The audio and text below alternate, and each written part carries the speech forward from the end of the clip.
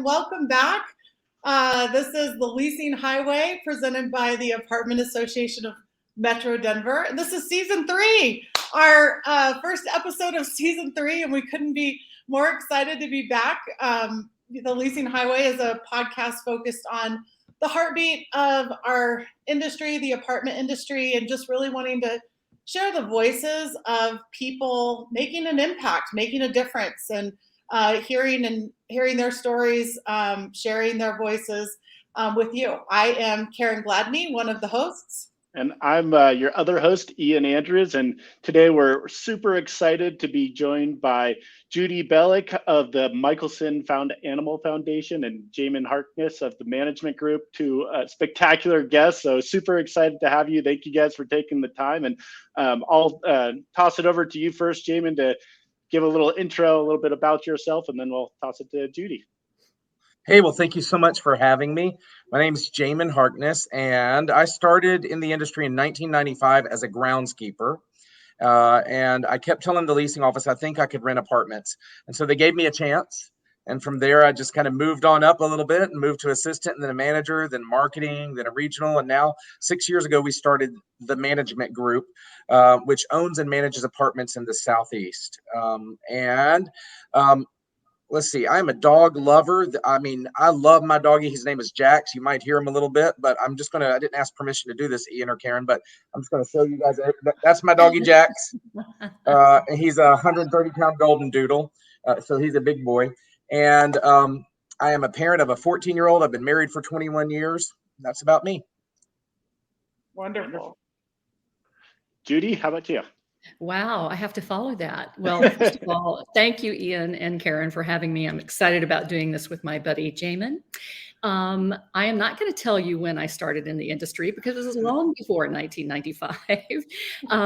And most of my career in the industry was with a couple of the large ILS companies, actually the Apartment Guide before there was such thing as the ILS, right?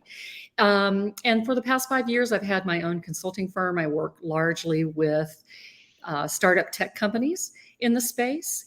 But more importantly, I'm also the industry principal for Michelson Animals Foundation, which is just an incredible organization, nonprofit that does a lot of things in a lot of different spaces, including pet welfare. And really in this industry is evangelizing the message that pet inclusivity is really a great thing for the industry. I've been married for 20 years.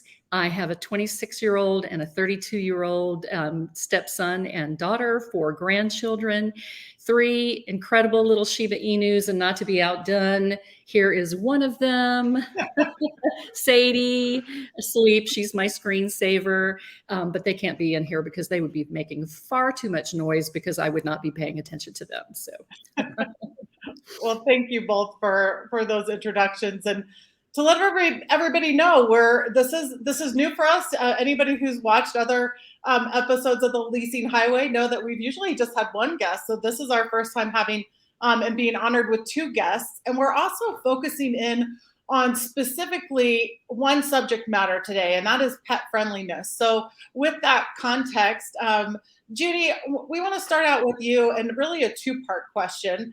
The first being, how would you summarize the overall state of pet friendliness in the multifamily industry? And then what are the financial and operational benefits of being pet friendly? 2 parts. And I know that this is a hot topic and everybody is discussing it at every conference I feel like that I go to. So definitely share your thoughts with us on those 2 questions. Sure. And it is, I would say it's a multi-layered question, so I'll try to be concise. The first part, define pet friendliness in the industry right now, or the state of pet friendliness.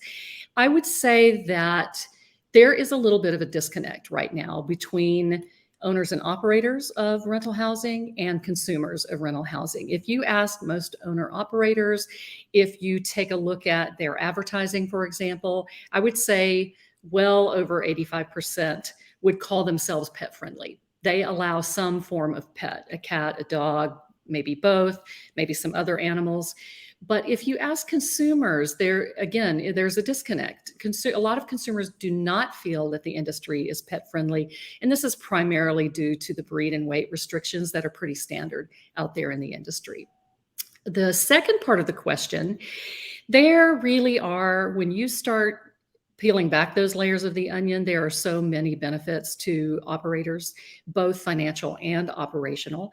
And I'm going to stick to the really high level ones. The obvious ones would be, of course, any pet deposits, pet fees, pet rent that are collected. And the more pets you have on site, the more you can do that. But the not so obvious financial benefits are going to be when you start looking at retention rates, connectedness of community, and those do translate to the bottom line. And I feel quite certain that Jamin will speak to that later. Absolutely. Well, Jamin, yeah, I wanted to throw a question your way here. Being on the management side, describe the level of pet friendliness in your portfolio, and what are those business benefits you see from being so pet friendly? So I just have to tell you, this happened for us about 2.5 years ago, maybe 3 years ago. And we just realized that we love pets. It was during the pandemic, and we had some lease ups, and that just still happened during the pandemics. And we started allowing people to bring pets to work. And we just realized we love them. And so our policies are, and we'll get to why we got to these policies in a little bit, but we allow all weight limits, all breeds, and here's the big one, we do no pet rent. And there's going to be owners and operators shaking their head and managers saying, you know what, that's just such low hanging fruit that you can get. But we believe that not charging pet rent, we feel like there's fee fatigue. You guys know what I'm talking about. There's trash fees and package room fees and pest control we've added now. And so we feel like if we throw on pet rent, it's just one more fee. And we believe it's offset, and we've proven it over the past 2 years that 80% of our pet owners renew their lease. And I'll take that over any $30 a month or 10 or 20 or whatever. I'll take that any day because I can quantify vacancy loss and turnkey cost. Yeah, it's so interesting. I remember, I feel like it was 20 years ago now when the Dumb Friends League, we're in Denver, so it was the Denver Dumb Friends League, came and spoke to one of our networking luncheons and just talked about the benefits of having pets in apartments, and they spoke to that. So it is really interesting to hear what y'all have done, Jamin, and that the pandemic really stimulated it. Judy, we've got another two-parter for you. I'm going to start with the first part first, and then after you've answered that, I'll layer on the second. But what are some of the ways that operators can increase their pet friendliness and really bridge that disconnect that you mentioned earlier? Again, a really, really great question. And you look at what Jamin has done with lifting all breed and weight restrictions. And we know that that may be difficult for all operators to do. And certainly they wrestle with things like residents being fearful of dogs, fearful of large dogs. But there really is, the benefits of doing this so far outweigh the detractors of not doing it. And if you look at, for example, what Jamin has done, and I'm gonna go back to something he said just a moment ago about not charging pet rent and all of those various fees. If you look at some of the research that's out there, and some of it is our research, the Pet Inclusive Housing Report, the average damages caused by a pet is under $300. And the average percent of units that even see damages from pets is under 9%. So there are a lot of misconceptions that are out there. And so as owners and operators go down this path of saying, okay, how can I be more pet inclusive? They absolutely can take a look at their policies. How can I be more inclusive of pets?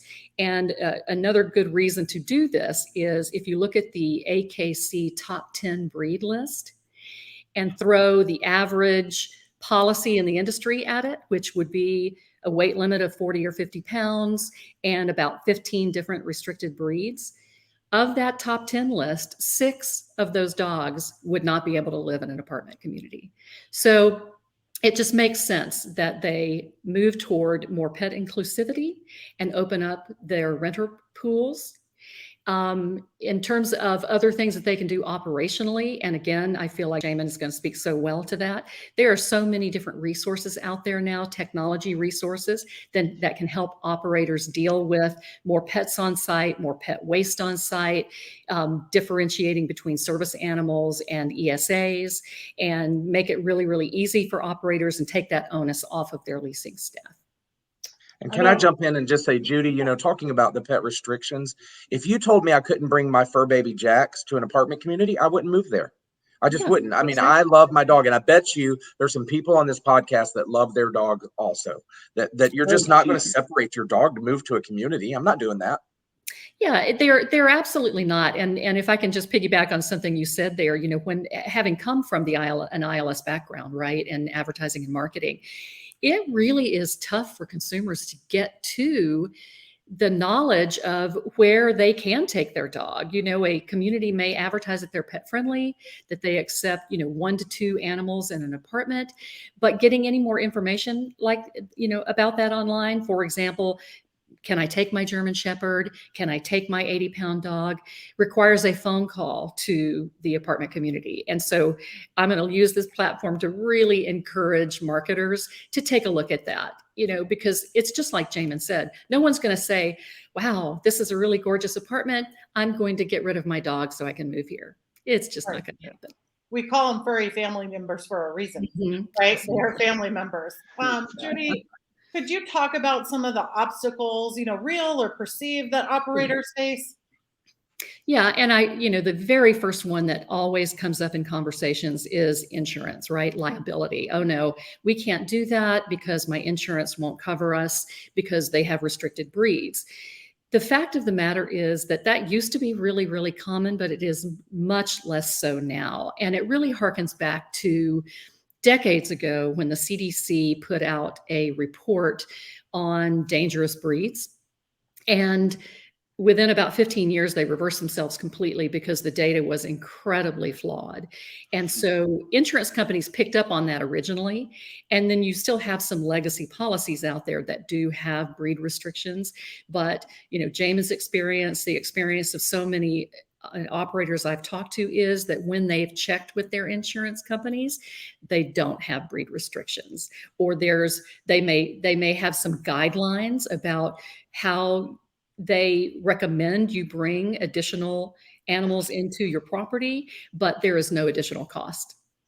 Yeah, that's super, super interesting, because I feel like it's just one of those things that in the industry we've just always done, and no one's kind of gone back to really cross-check it, except for you, of course, Jamin, who has done their due diligence. But it's just something that this is our aggressive breed list. We keep going with it, and the reality, I think, is we spend as a industry spend so much energy trying to fight for that pet rent, trying to fight the breed restrictions, trying to fight the service animals and that whole side of things, that it just ends up creating this negative connotation when we, on the marketing and development side, we're pouring money into trying to be that pet friendly community, and all these restrictive policies are getting in the way. So it's very fascinating.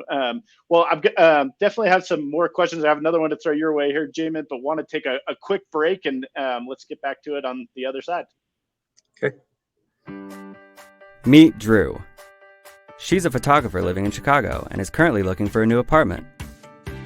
She's found a few places she likes, but isn't sure which one is the best fit. That's when Drew discovered RentGrata. RentGrata allowed Drew to talk to Ashley, a resident of the building she was considering. After talking to Ashley, Drew knew it was the right place for her, so she decided to move in. Today, Drew found a new home and Ashley made some referral money. But with RentGrata, it doesn't stop there.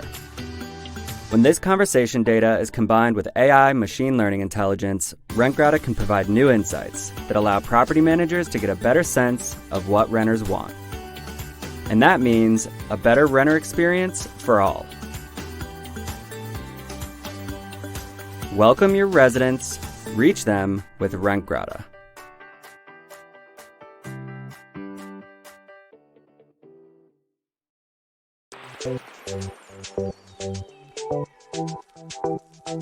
Welcome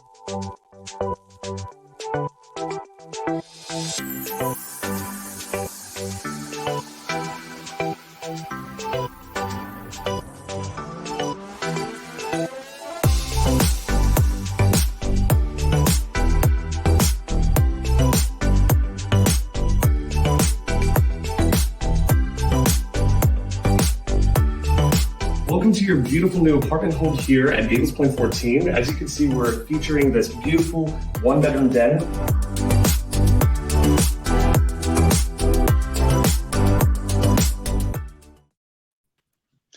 Welcome back, everyone.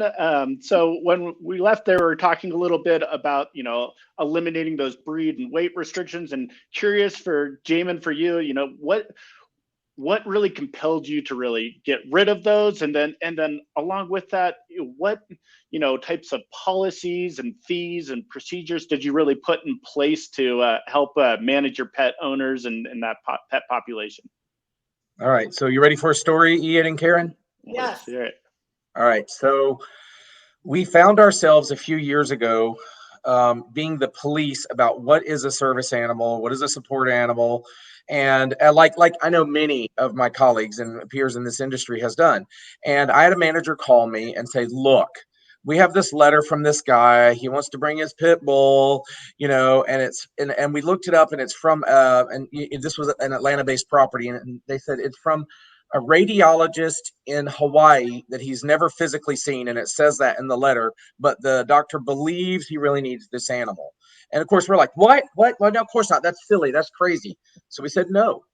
And then what happened? Well, they said lawyer, and they said, you know what? That's fine. You're violating my rights and all that. We said, well, wait, let's just talk about it before we start going down that road.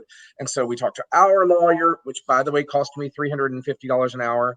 Okay, and then they wrote a letter, and then my lawyer had to write a letter, and back and forth, $1,500, for me to be required to accept this pet. And we just kind of scratched our head, and we said, why? Why are we fighting? What do I really, really want to prevent keeping these pets? I mean, what's the worst thing that could happen? And why do we have these policies? That's what really prompted me, Ian, is I was like, why do we even have this? And so we looked, and we called our insurance company, and we asked them about it, and they're like, we never told you any policies. And we're like, well, but wait. And so I've been the keeper of these breed restrictions for years on all of our different lease iterations. Whenever we have that pet addendum in our lease, that says the breeds that are not restricted, there's a whole section in it. There's a place in Blue Moon lease and the NAA lease where you can go type the breed restrictions in there. And so when we learned that there wasn't that, I came to my owners and I said, look, I had a plan in place. I had just recently gone to NAA, and I met a company called Pet Screening. And I just kind of remembered what they did, and I wasn't sure how much it cost, so I called them. And they screen your pet, and you get a FIDO score, not a FICO score. And the one thing that stuck out whenever I met them at a trade show was that they said, we have our own legal team that'll handle all of your service requests, all of your service animals and support animal requests. We'll do it for you. You don't have to worry about it. And by the way, the whole service is free. The resident pays $20 to get their pet screened, and even non-residents have to go through and sign an affidavit that they're not going to get a pet unless they go through screening. I mean, and so that was one step that we did to make it responsible, because I proposed, why don't we make it wide open? And so I had a few steps that we did. If it's okay, if I have time, I want to tell you a few steps of things that we did. So the first thing is we rolled out pet screening. It's free to the community, and it's such a benefit. They make the residents and prospects upload shot records and photos, and then they give you a score based on if it's a puppy, or is it an older dog, or different kinds. And we use that FIDO score to determine the pet fee. Every pet pays the same deposits in our communities. It's a $200 deposit, and so we just have a $300, $400, or $500 fee based on the FIDO score. We also rolled out we rolled out poo prints. That's the DNA, where when a new doggy moves into our community, or when it took us a year to roll this out, because we had to do it with all the renewals too, they bring their dog in, and we give the pet owner a little kit, and they have to swab the cheek of their dog. And then we send it in, and it registers DNA. And so that if we find pet waste in the community, and let me tell you, my people are very vigilant about looking for it. They send it in, match it up to that DNA, and the first fine is $350, and each fine after that's $500. And I got to tell you, who really loves that? It's the non-pet owners. because they know they're moving into a community that's not going to have, pet waste everywhere. That's just two of the things I told you about. I told you about pet screening. I told you about poo prints. We also, our insurance said we would recommend that, because they know that we are really strict about renters insurance, and they said we'd recommend that you require all of your residents and renewals to have an animal liability endorsement waiver on their policy. And when we looked at the policy that we offered as a community, our preferred policy, it was already there. And we find that in 85% of the cases, it's already there. So we just wanted to make sure that we have that, and we do double check that. We also came up with some rules about in the handbook, that the resident handbook that everybody signs when they move in, so that if there's any issues or lunging at each other or any pet fights or anything like that, we have a 3 strikes and you're out policy, and we have and we follow that. So when I brought this to the owners, I said, it's not only the owners I have a responsibility to, I also have a responsibility to the non-pet owners also. And then for the pet owners, now that we're bringing in more and more animals, we started looking at our dog parks. One community didn't even have a dog park, but we had two tennis courts sitting there with no one doing anything on it and cracking. So we converted one of those to a big dog park. And I got to tell you, dog parks in my communities now, and we're developing 8 right now. 4 of them are already coming out of the ground. I say this in every development meeting every week, and I say dog parks are used more than the swimming pool. They are. When you love your pets, so you really have to. I have the elements and the things where they jump and all that, but here's a few things I do in my dog parks. I provide shade for the dog owners. We provide benches. We have water for a water bowl, for the dogs. Sometimes it's just a hose bib out there and all of that. And then we constantly are changing the mulch. Also, we do pet events. We advertise our pet events on our social media, and we're a very welcoming office. It's part of our job interviews. When we interview people, we're like, look, you got to love pets if you work with us. Okay. I mean, because we encourage people to come in and use our offices. I always say that our leasing offices have been these museums that nobody comes and uses, but we bring people in. We want them to come in, bring your pet. We have a toy box in the office for the pets. You should see these dogs playing with it. You see people walking around our communities and the dogs pulling to the office because they know they're going to get a treat and get some love and and get to play with the toy there in the office. So that's my responsibility to the pet owners. So I try to take care of my non-pet owners, my owners, and the pet owners with this policy. I try to be very intentional about rolling this out. It certainly sounds like it. I love the intent behind it and your plan too, Jamin. You've definitely mapped it out, and you mentioned the dog parks, and you mentioned the puppy toy chest and whatnot. Are there, amenities are a big draw, and people talk about them all the time. Are there any other amenities that y'all have implemented or that you've seen that you think are great, you'd like to, or just really commend others for implementing them? Okay, you're not being sponsored by like the pet washing stations, right? No. Okay, good. I love them. I think they're cool. And I sometimes when we do lease ups, I like to go spend a day on site, and I like to do the tours also to walk in a leasing consultant's shoe and see what it's like. And I love it when I get to go open up the dog spa, and show it to them. But honestly, our experience has been just not a lot of people use them. And then for me to roll them out on another community, I've just recently gone through the exercise. And I mean, those things are expensive to roll those out. You either build them custom or you pay $10,000 for a stainless steel sink. So I got to tell you, the dog park enhancement is what I do more than anything. And it's not, and I do it over time, and I roll it out with CapEx. Because I keep reminding people this is just as important, if not more, than the pool, because we have, like for instance, at many of our communities on Wednesdays, yappy hour, what's the first thing you're going to do if you're a dog owner? When you come home, you're going to take your dog out, and then they will pull towards the dog park. So why am I not standing out there handing out margaritas? And so we put up shade sails, and like I said earlier, we have benches, we have water there.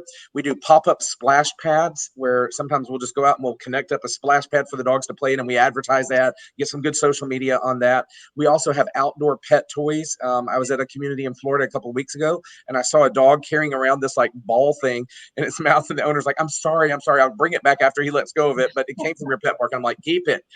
I mean, we love that. That's exactly why it's there. We do every single year, twice a year, we refresh the mulch that's in our dog parks. I know in Florida we have to have grass down there, so we're always hosing that down to make sure it's taken care of. And And then also, we are using our social media to invite prospects to bring their dogs on the tour. We invite them to come out and see if my dog's name is Jax. If someone said, hey, why don't you bring Jax with you to see if, he's going to live there too. Why don't you see if Jax likes it? I mean, I immediately love that leasing consultant. I love that community. That's such amazing. a good point. I mean, they're such a part of your experience, and being able to bring them into the fold is huge. That's so smart. Yeah.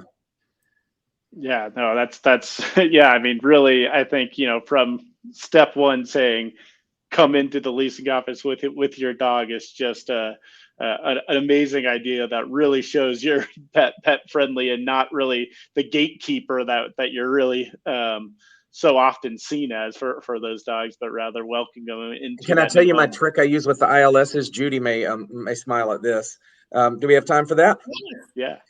Okay, so like how on all of our websites, our photos that are on our websites they're the same photos, usually in the same order, that push to the ILSs. So if I go look at the front page of my website and then I go look at apartments.com or Apartment Guide or whatever, it's going to be the same photos. It's called your ILS push. Well, I put a sticker. I import the photo into Canva, and we just make a little badge or a banner or something on the photo that says pet friendly, no breed or weight limits, no pet rent. And we put that on the photo, so it ends up being on the first page of all the ILSs too. And of course, we brag about our pets. We have Pet of the Week on our social media. One of our biggest events that people love for some reason is the pet photo booths. We'll set up, and there's some companies that actually will help you do that too. But we do Christmas and Easter, and you put some bunny ears on your dog, and you're going to love that. And then we do toy scavenger hunts throughout the communities also.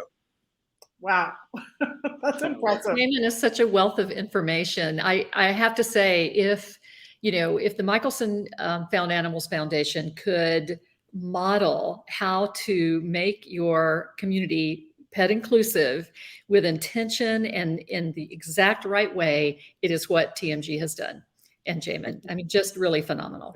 Well, and hearing your passion behind it, Jamin, honestly, culture for a company starts at the top, and your vigor and positivity positive feeling towards all animals. I mean, you can just, no wonder it trickles down, and no wonder your leasing teams are inviting pets on tour and letting people keep the ball from the pet park. I mean, that's just, what a great message to infuse, and you can feel it.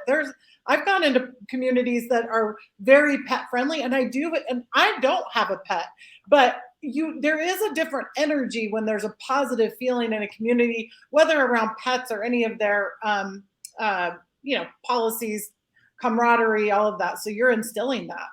We have two other things, if we have time, I wanted to tell you about that we do, is that if an existing resident adopts an animal, and they show us the papers and they adopt it from a legitimate place, and they save an animal, then we waive the pet fee. Absolutely. On that. And then also, when we rolled out 5 new benefits last year at our company, which I'm only going to tell you one that's pet related, for our team members, because we're always trying to figure out how to keep our team members happy and wanting to work with us, is that we changed our bereavement policy. I had a team member whose mother passed, and they had 3 days to go grieve their mother. That's not enough time, so we changed that to 2 weeks if it's immediate family members. And then we changed it for extended family members to 1 week. But guess what else we added? If it's your pet, we give you 3 days. Oh, wow. So wonderful. Yep. That's so wonderful, because they are family members. Yes. And often they've been with you for 10 or 12 or 15 years. Exactly. Yeah, no, that's amazing. That is amazing. Well, let's take one more quick break, and then I have some just final questions for you, Judy, here just on the future of pet friendliness.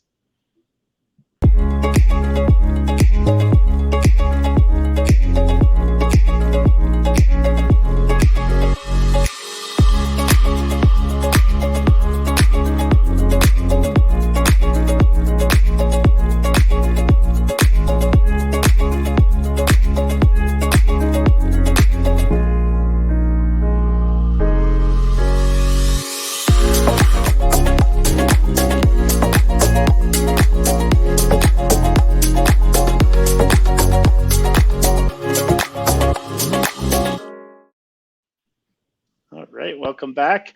So yeah, Judy, for you, what's the future of pet friendliness and multifamily? What's that look like? Yeah, I love that question. I actually think the quick, easy answer to that is that the consumers are going to drive that. When you look at the United States, nearly 70% of households in the US own a pet, and a huge number of those pets are dogs and cats. So I think that what we're going to see, just as, when you look back a couple of decades, most apartment communities in the US didn't allow pets at all. And so we've seen a big shift in that. And like we were saying earlier, a lot of companies have sort of, set those policies and forgotten them. And so now you're starting to see some movement again and conversation. And again, the consumer will drive that. I think that the industry is just way too smart to pass on the opportunity of being able to open up their units to, more people. And quite honestly, it's like, another owner said to me, and Jamin, I think you've said this to me too, pet owners make really great residents. They tend to be friendly, they're outgoing, they are out there with their pets all the time, and they create such a sense of community. So I think that the industry will really get their heads wrapped around that. And especially when they look at the data, right? There is no data to support that a particular dog breed is dangerous. There are absolutely dangerous dogs, primarily because they're irresponsible pet owners. And I think that we can all do a great job of making sure that people are held accountable for their pets on site so that we don't have irresponsible pet owners. Now, the second part of the question was, yeah, what are the consequences of not embracing this trend? Well, I think right now, I'm going to take it kind of from the opposite side. Right now, there's a huge competitive advantage to embracing the trend. And so you see companies like Jamin with TMG or Oculus Realty or MAA, one of the biggest owners in the country, absolutely and fully embracing pets. And it is absolutely giving them a competitive advantage. I think that competitive advantage is going to continue for quite some time because, things have to reach a tipping point, and we are a long way from the majority of communities in the US being fully embracing of pets. And so I think that, again, when you start looking at people like TMG, other companies, what they've done, the technology resources that are out there to help them do this, the financial implications of becoming more pet inclusive. And even though there are some costs to making your community more pet friendly with bark parks, with different things that you can do, the upside of that is so tremendous. You get residents who stay longer. One of the other stats from our report is that a typical pet owner will stay 21% longer in a community than a non-pet owner. So that translates to higher lifetime value for a consumer. And there go my dogs. It translates to lower vacancy loss, better retention, which makes stronger communities. Yeah, such an important point and subject matter. And just wanted to open it up as we close. Just Jamin, anything for you first that we haven't asked that you want to add on this topic? And Judy will. Yeah, I just wanted to add on to what Judy was saying, and I want to say this to the other management companies out there. Go ahead and keep denying the dogs because I open my doors wide open, and you know what? We really, really get a lot of people that come in and they're just miffed at the comps because they won't take their fur baby, and we're inviting them in. We truly invite them in for tours. We even replace model pictures with pictures of dogs and things. I mean, we really, really try to show that we love animals. You can't go wrong loving animals. Yeah. Puppies and babies, right? Puppies and babies. Yeah. Don't kick somebody's puppy. They're not going to like it at all. It's interesting because I think it's like so many different things in multifamily. If we look at trends in multifamily over the decades, and I can do that, I've been around for decades, you'll see something start to slowly get some traction, and then all of a sudden it becomes a landslide. And I think that we'll see this with pets as well, because there are just so many people in the country who have pets at an increasing rate. You know, the pandemic is one of the things that absolutely spurred this. You know, there were so many more adoptions. Shelters across the country had such low census counts because not only were pets getting adopted, but fewer people were having to sacrifice their pets because everybody was staying put, right? Yeah. And so, you know, the happy benefit of industries like multifamily embracing pets is that it's going to be so much better for people and so much better for pets. And we're going to see fewer pets in shelters, and we're going to see happier families who can stay with their pet. Oh, well, what a great note to end on. You two have been absolutely fabulous. We are so appreciative. And I'm going to speak for you both. I would imagine there's a lot of people that will listen and that are out there listening, because this is such a discussion topic. And with your experience, I'm going to just say, ping these guys on LinkedIn because I know they're both on LinkedIn, and ask your questions from their experiences, because that's so, I know it's so helpful to just reach out to your peer group and have those discussions. So reach out to Judy and Jamin. I know they'll be more than happy to answer your questions. And again, thank you, everyone. Thank you to the Apartment Association, and we'll see you on the next episode of the Leasing Highway. Have a great week. Thanks, guys. Bye. Thank you.